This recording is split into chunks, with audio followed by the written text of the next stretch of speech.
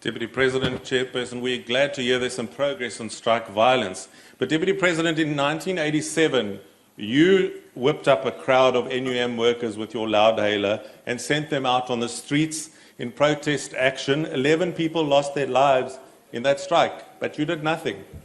In 1987, the railway and harbour strike, the ANC called for mobile units to stop scab labour. 5 people were murdered by necklacing, but you did nothing. In 1989, scab workers were thrown out of moving trains. 30 people died, but you did nothing. In 2006, in the Sitawe strike, 57 people died and you did nothing.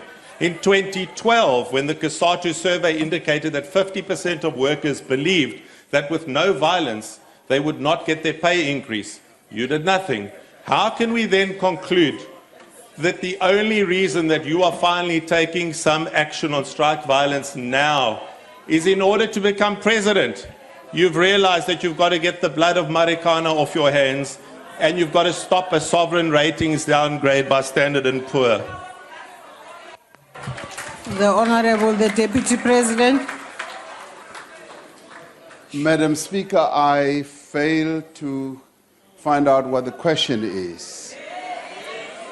Because quite frankly,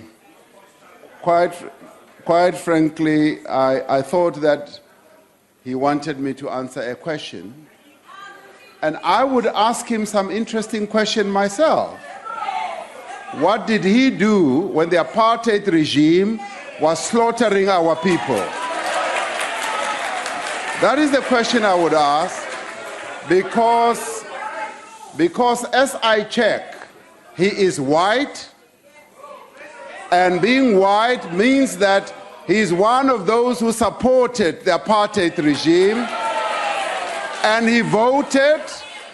Point to order. Unless today he says he's one of those who did not vote for apartheid. Point of order. Now, I don't see what the question is. Order, Honourable Deputy President, there's a point of order. Yes, Honourable Steenhuisen. Honourable Ollis, can you please take your seat? Madam Speaker, there have been several rulings made in this House, including once by you when you were the Deputy Speaker in that chair, about racial stereotyping. To say that all white people supported apartheid is racial stereotyping. Order, Honourable members, let's hear the point of order of Honourable Steenhuisen. To say that all white people supported apartheid is not only untrue, but it is the most disgusting form of racial stereotyping. And I would ask that you rule that that is out of order and that and you confirm that racial stereotyping has no place in this Parliament. Indeed, Honourable Deputy President, we don't make statements that racially characterize members of the House. Would the DP like to indeed withdraw? Madam Speaker, I am quite happy to withdraw and would like to say to Honourable Hollis, I withdraw, and I'm sorry to use that reference. But what I will say, that he was a privileged citizen of this country, that... Madam Speaker. Thank you, Honourable DP. Your chance to answer has passed, actually. Madam Speaker. Yes, Honourable Waters. Honourable Ollis, please take your seat. When one withdraws a comment, one does so unconditionally, not with a proviso.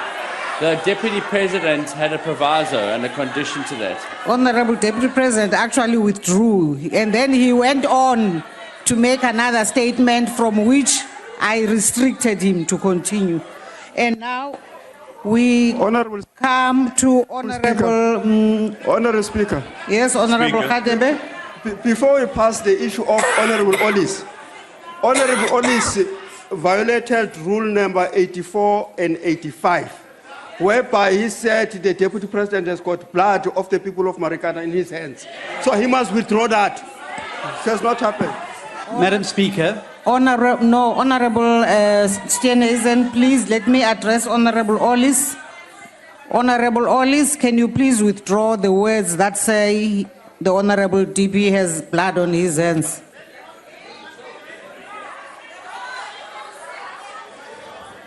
Speaker, I will withdraw those words. May I address you on another matter? You have withdrawn, okay. I have withdrawn those words. Yes. Now, I'd like to continue to honor the Honorable Steenhuisen, who was on his feet. Honorable Steenhuisen? Okay, that's fine. Chairperson, may I just address you on a point of personal explanation, which is a facility. Honorable Ollis, please, Speaker. we are presently busy with the questions I to the understand Deputy that. President. I understand So that, let's Speaker. talk about your personal explanation separately outside of this particular sitting. Unfortunately, we can't do that, Speaker, because when you've been personally attacked, No, thank have a you, right to Honorable explain. Ollis, please. It's in the rules. Please Speaker. take your seat. It's in the rules. You can't just Take your obviate the seat, rules. Honorable Ollis. What you are doing is breaking the rules. We of this would House. like to proceed to the supplementary question by the Honorable Mwango.